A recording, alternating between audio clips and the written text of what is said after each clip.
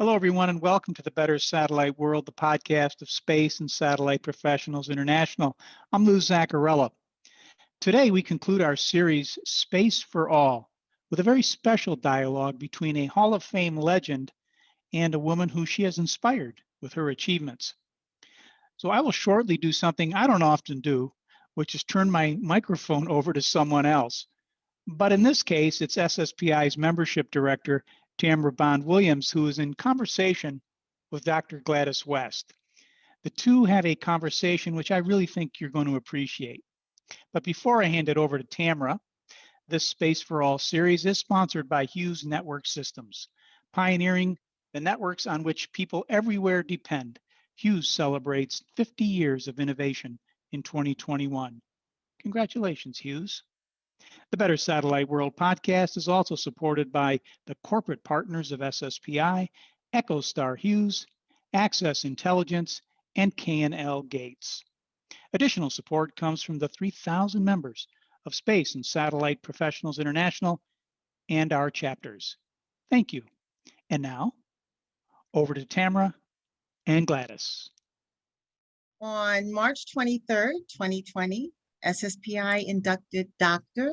Gladys B. West into the Space and Satellite Hall of Fame, the latest in a number of long overdue, well-earned accolades that began pouring in after a member of Kappa Alpha Sorority Incorporated realized from an alumni biography that she received from Dr. West that this was a story that needed to be told.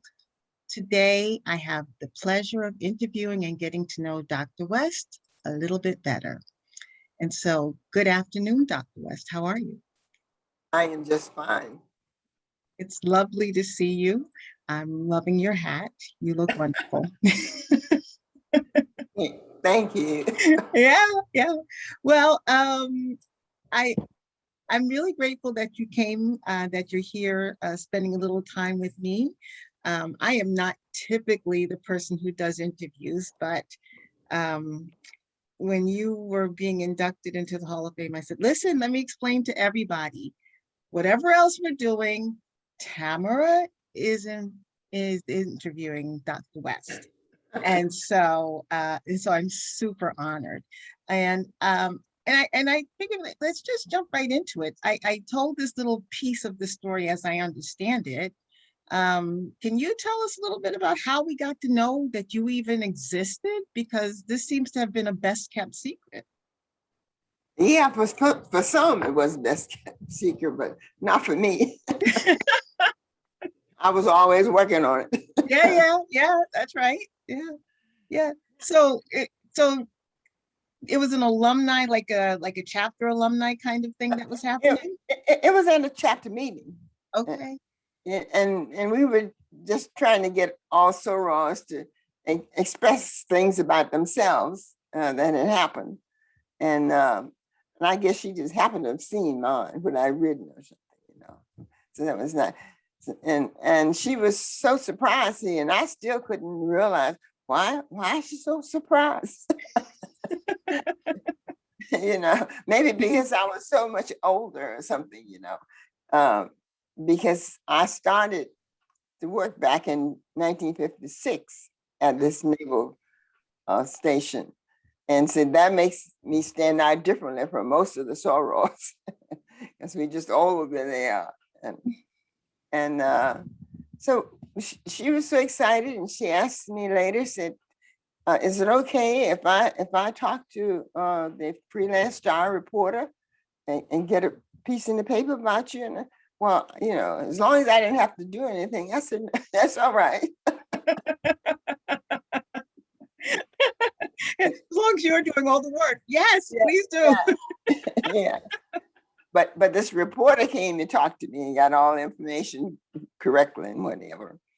And when that came out, everybody just didn't, it blew their minds. They just didn't have any idea. Wow. I had been doing that kind of thing. But to me, it was just, what I did.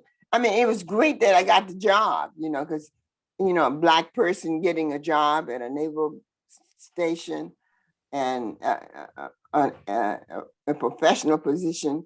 There were always Black people working at naval stations and all, but not necessarily with college degrees. Mhm. So this was just exciting. This was just exciting. I thought I had really hit the gold mine or gold pot or whatever it is when I came. And there were three others there when I came, and I was the second woman to have come there. And here were these big computers coming in. We were hired as mathematicians to work on these big computers, and we had never even touched a computer before in high school, college, anywhere, nothing but computers. And here I was with this big computer.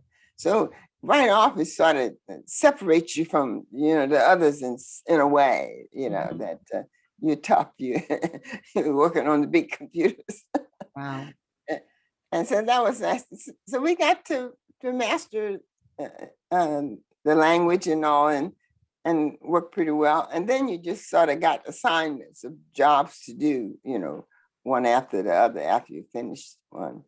But I mean, I was proud of myself, and I thought that I had done well. Well, first of all, thank you. You mentioned that you were working in the naval space, and I have been telling everybody, oh, she worked for NASA, which was totally wrong. Yeah, So yeah. it was not NASA, it was the Navy. And I think it was called the Naval Proving Ground when I was hired. Naval Proving Ground. Okay. Yeah. And yeah, I'm interested. What did proving ground? What did proving mean in that And they were context? shooting weapons down the river. Oh, And they were proving, I guess, how fast the bullets were, what they destroyed, and this kind of thing. Proving that they were ready to be released to the guy who had requested them. okay. All right. Wow. That's quite amazing.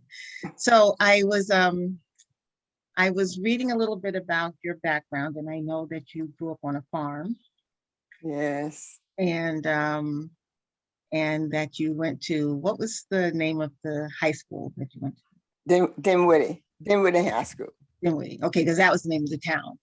Yes. Okay. Yes. Well, I was actually living in Sutherland, and Sutherland was a part of Dinwiddie. Okay. Okay. Dinwiddie Well, County. I grew up in Brooklyn, and my mother grew up in a very teeny weeny town in Connecticut, and she's always talking about the high school. And Yeah. when you grow up in a big city, you really have to say, well, which one? And Yes. Yeah. it's a That's very right. different. That's right. We only have one. There was only exactly. So it's like the high school. Right? Okay, got it. Yeah. Yes.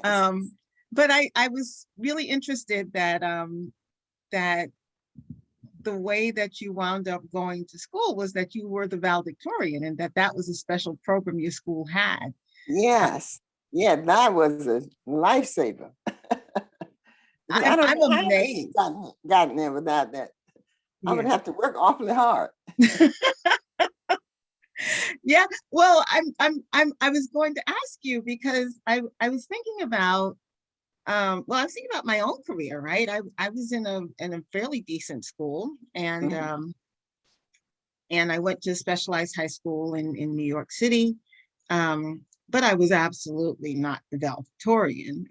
Yeah. Yes. I'm really amazed by the drive and determination that you brought to Yes. achieve that, having had that as a goal. What made it possible for you? Was it just, hey, I'm just that brilliant, or how did it? I really don't know why I was different, but it seemed like to me that I was very different from the other kids around my age. Instead of playing with dolls and just having a good time and all, I was always more serious, trying to help the parents do stuff that was worthwhile and meaningful. And for some reason or other, my mother was the one that put the word out that I was smart and I was different and whatever. So I guess that made me do more, when she was saying I was so smart about it. So I would learn to do a lot of stuff in the house while they went away somewhere for a visit or something. And I felt like I wasn't useless unless I was doing or producing something. And I had my little goals of what I'm doing and accomplish this and learn something else and do that. And I had a way of, while they were gone, I would do things that I didn't do when she was there. So therefore, I learned how to do something. Then I had to do it after.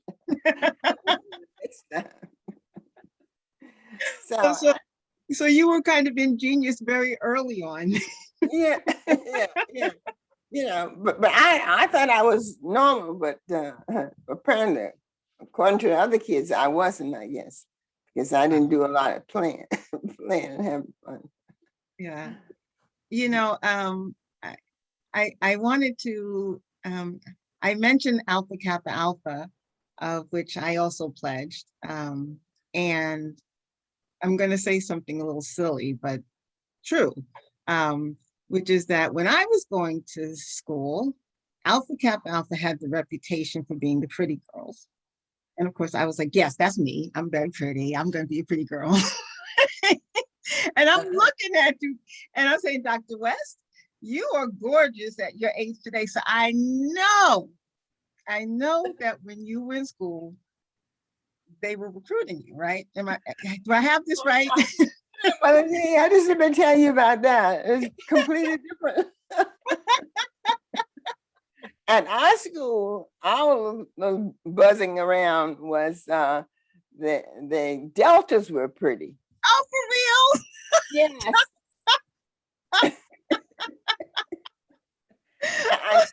and I think the AKAs were smart.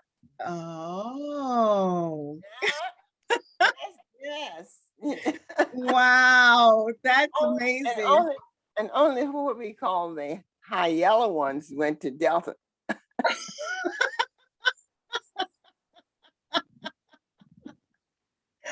Oh my goodness, that is fascinating to me because I've noticed that sometimes the things change around, and so okay, got it. So that was almost a complete 360. Yes. Yeah.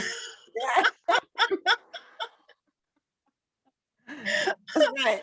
Well, but I mention it because when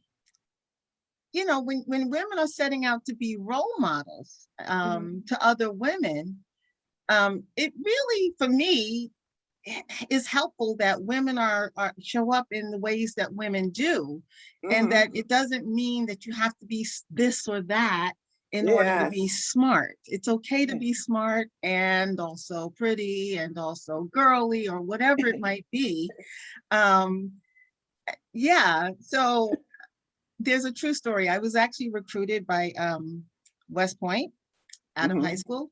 And I remember that the reason why I wouldn't go, my mother was so excited. She said, you should. I was like, no, I'm not going. And she was like, why not? And I didn't want to wear the uniform. That was the only reason. I was very young and very silly. You want to be just pretty. This was the reason. And I always remember that. And I say, I wish I had known someone like you when I was growing up, because it would have made a difference in me making choices like, oh, okay, I can be a woman and it can be okay. And, I guess the different kind of ideas vary according to which community you're in. And ours was that the Blacks had separate groups. The Black people like the lighter ones with the crinkly hair, rather than the dark ones.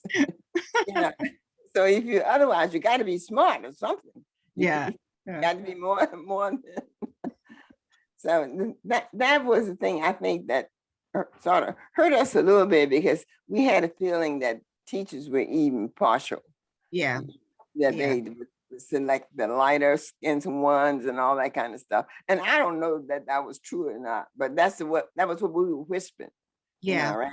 Yeah, you know, it's internalized, right? We take those ideas from the wider society and we take them in, and then Yeah. sometimes we hold ourselves back. So it really is important, Yes. I think, to like I said, to show examples of representation. It says, no, you can be light, dark, or in between, Yes. and it's okay. Yes. You know, Yes. Yes. Yes. And to know this from a teeny little baby, that you're good at what you do based upon what you're doing. You got to be doing something yourself and be proud of yourself. yeah, And you're worthy because of that, not because somebody else is over there is something else. yeah, that's right. Yeah. Oh, thank you so much for that. So When we talk about it, I mean, I talk about it a lot. When I wrote the book, that was a subject in the book. I have to read the book, so I have to, I'm Oh, yeah, looking oh, yeah, forward to it. man. I haven't got it yet because I was so grateful that you were writing the book. I've been looking for you for 2 years. Really? As soon as I heard about you, I said, how do I get in touch with Dr. West? Because if she can be inducted into the Air Force Hall of Fame, she absolutely belongs in the Space and Satellite Hall of Fame. How do I find her? Yeah, And great. I was determined. And it's because you wrote a book that you have a Facebook page, and that's how I found you. Ah, good That's for how I you. found you, Good for because you. I was looking for you. Yeah, after I had retired, I felt that I had some free time now, and there was something else I had to do. Look at me, I can never run out of assignments, always setting a goal. So I set to go write this book. Wow. And after I had sort of wrote the table of contents, I don't know how many times, and I was feeling how big and long that was. I was talking to Carol and said, I need somebody to help me. And so we got Marvin to help me. So I would write and give to him. Yeah. What was he doing? Was he was editing or Yeah, helping form? yeah, he was trying and verify some of the dates and things that I had mentioned. Like, I started off with the Great Depression, but I didn't fine tune the dates and whatever, during that time period and all that. He would, and anything that had to do with the job and all that, he would research, on whatever base it was, Yeah. and get other pictures or something that was valuable to the book. So it was really interesting until near the end of the last chapter, and I was so tired of that book.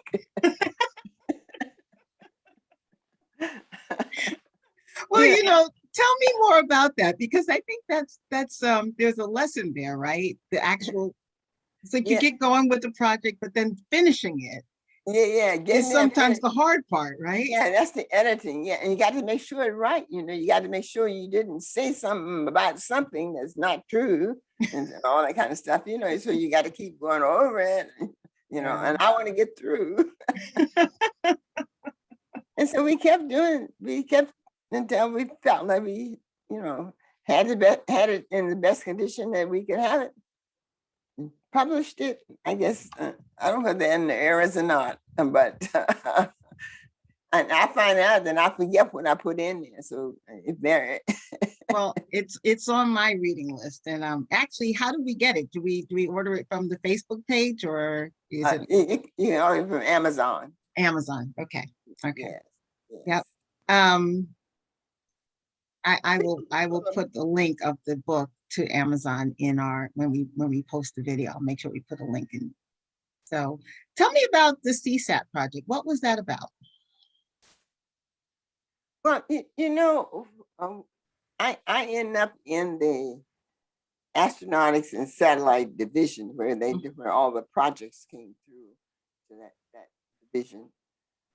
And we were studying the orbits and how accurate they were. And I guess you can't study the orbits unless you study the rotation around the Earth. Mm. And so therefore, we worked on what the shape of the Earth, what the Earth looked like, for a long time.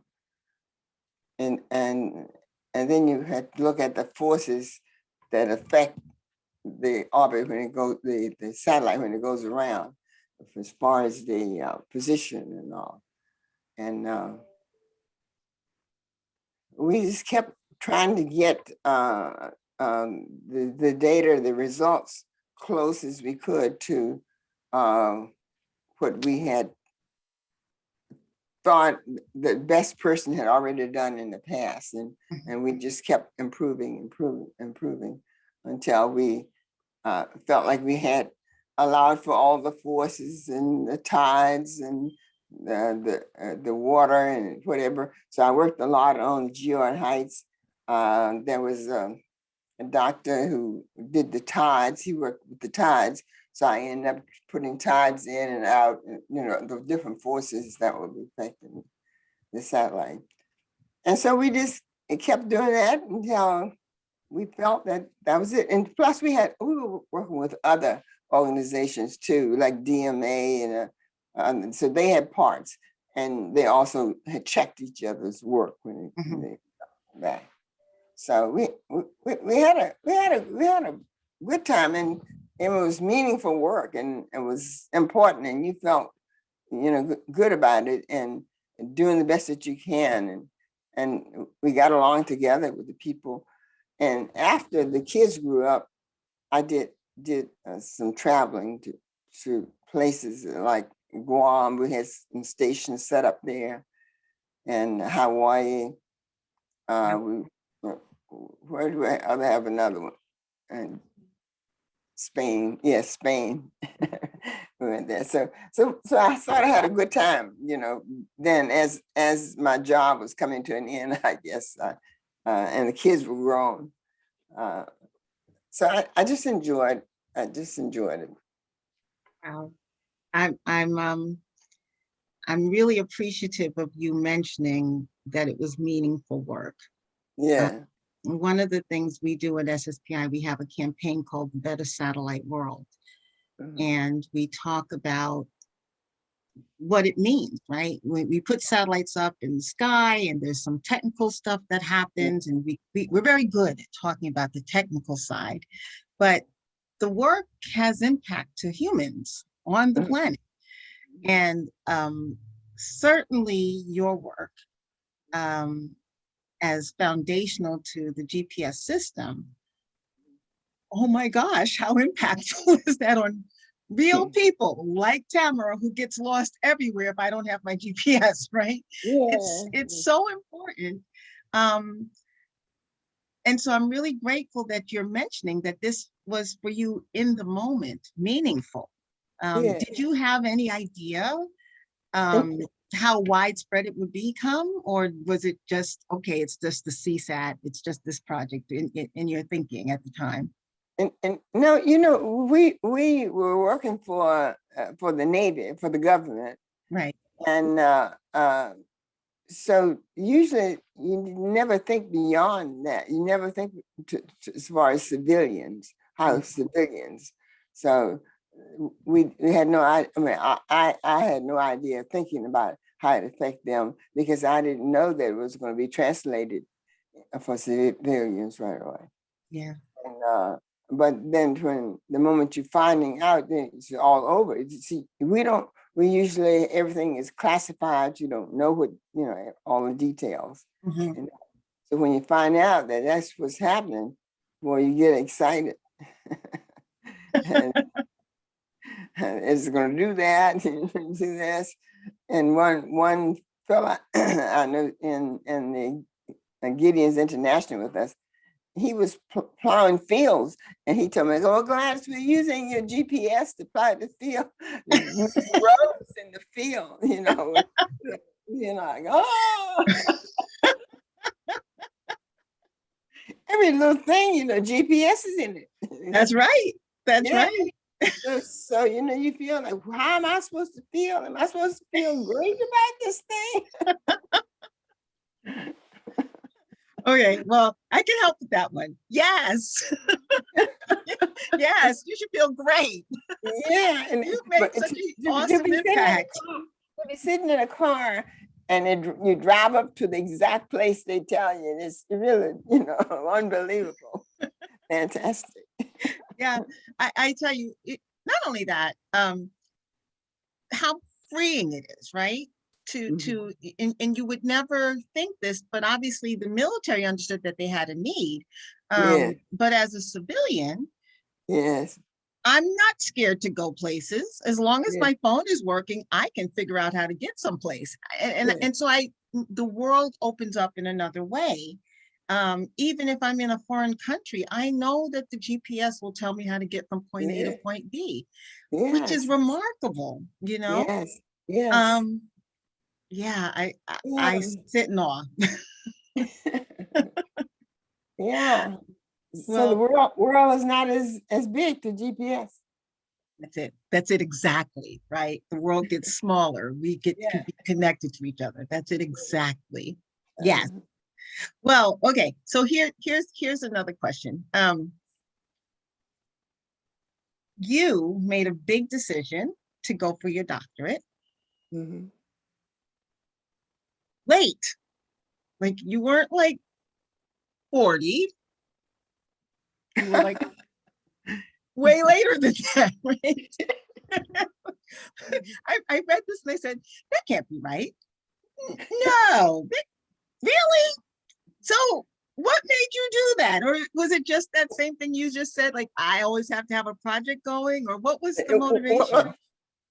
Well, I do always have a project going, but what happened? I didn't make my mind up at the end like it looks like I did. I Okay. made mine up early. Okay. Okay. And I was working on it all the way through. Every time I got a, few free moment or something to take another course or Okay. to write another paper or to do something, I work on like that. And then at a certain point, you're saying, this is it. You got to do Wow. it. So I think I had finished the dissertation before I retired. I had to do that to make sure that I was getting all my financial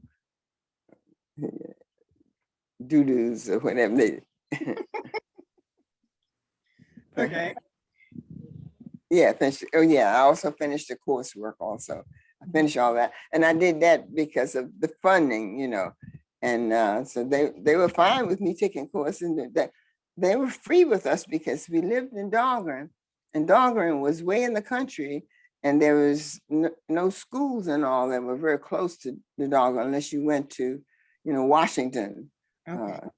or Blacksburg or somewhere, Richmond, somewhere that you had to be away from work and travel and all. So they would make it very convenient, let you take courses and don't make up the time and all that. So, I mean, I had a lot of assets that were made available to me. So which was encouraging. And I was the bookworm and, wanted to be behind the scene.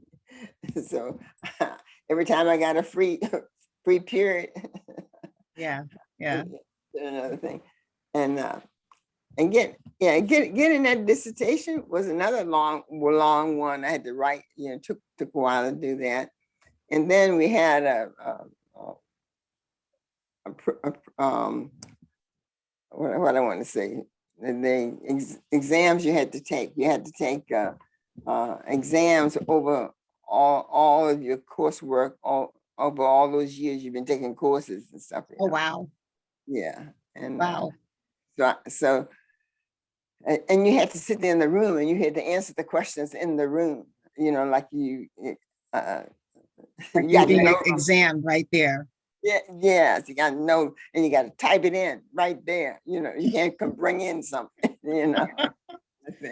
Was that really hard because you had taken the courses over a big course stretch of time? Was it hard to? They gave you like a sample courses. Okay. When you get questions from and all that, they narrowed it down a little bit for you. Okay. Which is good, but it was sort of nerve wracking in that you had to I guess, write this question up and get it good in your mind and all that. And then you go and you write it out while you're sitting in the room. And then you give it to them for your final answer. And it was nerve-wracking in the sense that you thought you had to do it right then, but you didn't have to do it right then. You had to do it over a long period of time and then summarize and get it, for that period. But it was nice, and I always studied too much, and like no. I'm not sure that's a real thing. I don't know if study too much. You are proof that that's not a thing. There's no such thing as study too much. and so I would pass the test, and then I'll be really surprised. Oh man, Wow. It was great when it was over.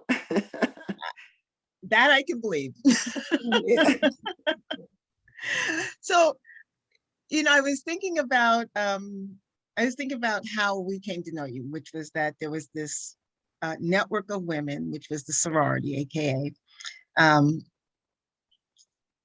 who saw something valuable and said, "Can we do something with this? This is exciting." And SSPI has just begun a new women's group called SSPI WISE, Women in Space Engagement. And that's one of our goals, right? Is to recognize women who are doing stuff already. We're not making it so that they're doing stuff. They're doing it. And we just want to elevate them and say, we see you.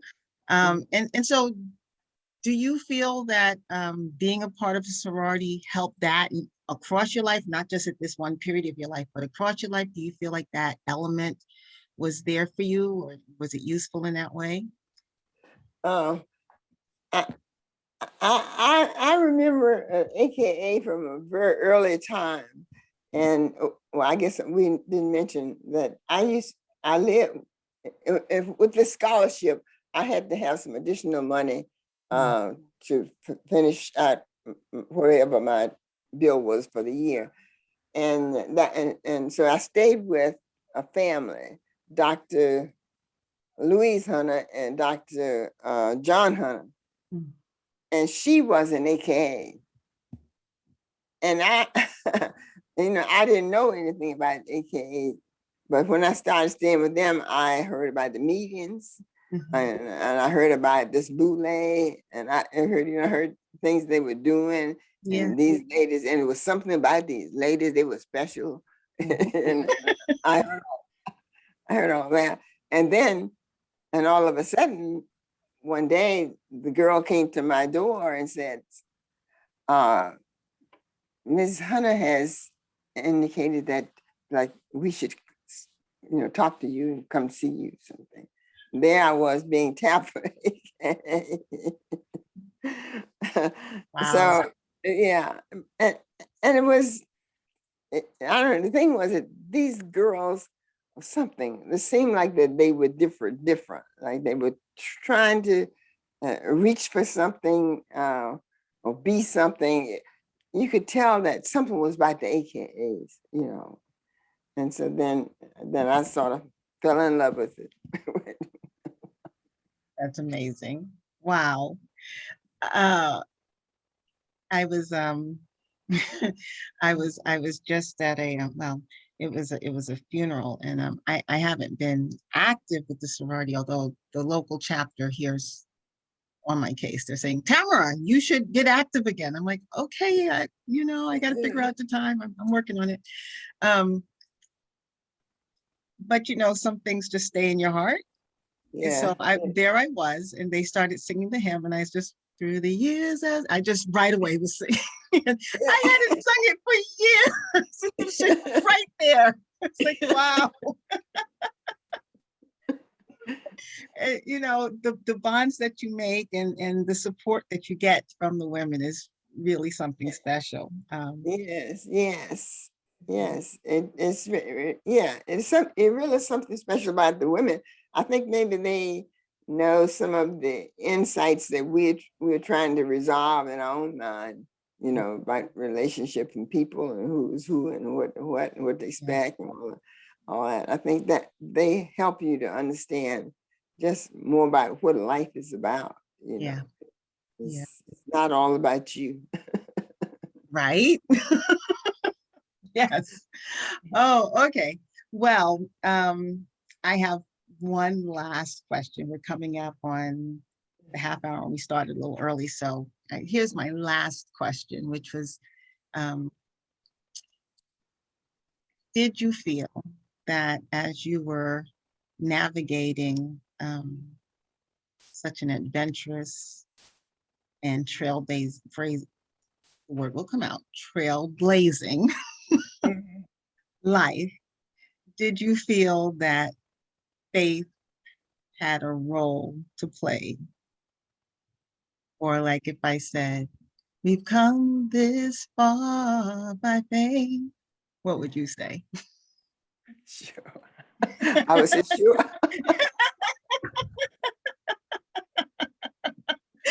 Of course. I think that faith was down at the bottom of everything. I think it was a guiding force. That's right. that helped to lead me when I'm in trouble and all that. You know, there's that faith that sort of pushes you along. I couldn't make it without the faith. Yeah. I wonder how people make it who don't have, you know, the faith. Yeah. So I guess life has been good to me. It looks like it has been rough, but it has been good at the same time to me. I didn't look at things as being negative all the time. I would always say I could have done better, but I did the best I could. And so I started being the best that I could be all the time. And I'm going to study. I'm not waiting until tomorrow to study. I'm studying today, you know, and do this. And you keep doing the best you can all the time. So if you fail, you don't feel so bad. Like, I did the best I could. I couldn't do any better, you know. Yeah. Yeah, And you know. I am deeply encouraged by that sentiment, right? Because if you're doing your best, something will open up as to where you should go with your best effort, right? It may not be what you thought it was going to be. Yes. But yes. it will be something if you're giving it your best, you know. Yeah, and you don't start by blaming somebody else or some things or something, you know. Just do your best. Knowing you got to know you're doing your best, you know, not somebody else kind of thing. So life has been good. Well, you are a wonderful and amazing woman, and I'm very honored to know you, and I'm super happy. I will tell you, I don't know if you knew this, but you are the very first African-American woman inducted into the Space and Satellite Hall of Fame. My goodness. Oh my goodness. That's so great. Yes. Thank you so much. Yes, thank you. Thank you. I mean, you know, I often wonder, we didn't know your story until just now. And I wonder what other stories, and if you know of any stories that we should know, we want to know those stories, you know? Yes. But it has been a pleasure to have you and to get to know Thank you so much. Thank you so much. And thank you so much for being here. Yes, you're welcome. I'm as glad I could come. I hope that you enjoyed my conversation with our newest inductee to the Space and Satellite Hall of Fame and a mentor, Dr. Gladys B. West. And I want to thank Dr. West and her daughter, Carolyn, for setting up the interview. I had a fantastic time. Thank you also to Lou for letting me borrow his mic this week for this interview with Dr. West. This is the final episode of our season 2 of Space for All. Lou will be back with us in a couple of weeks with another Better Satellite World episode. But next week, we will have Robert Bell bringing us a Making Leaders episode. And you can join SSPI every Monday for this SSPI podcast, new episodes. SSPI is the voice of the space and satellite professional. And a space and satellite professional is someone who makes the world better each and every day. If you want to learn more about our Better Satellite World campaign, you can visit bettersatelliteworld.com. And if you're not a member of SSPI and would like to know more or become a member, membership in SSPI is $100 US, and you can visit sspi.org. If you're a student, your membership is free, so you should check it out. We invite you to follow us on Twitter at SSPI, or check us out on LinkedIn and Facebook. For Space and Satellite Professionals International and our producer, Anna Gomez, I am Tamara Bond-Williams. And as Lou would say, let's make it a better satellite world.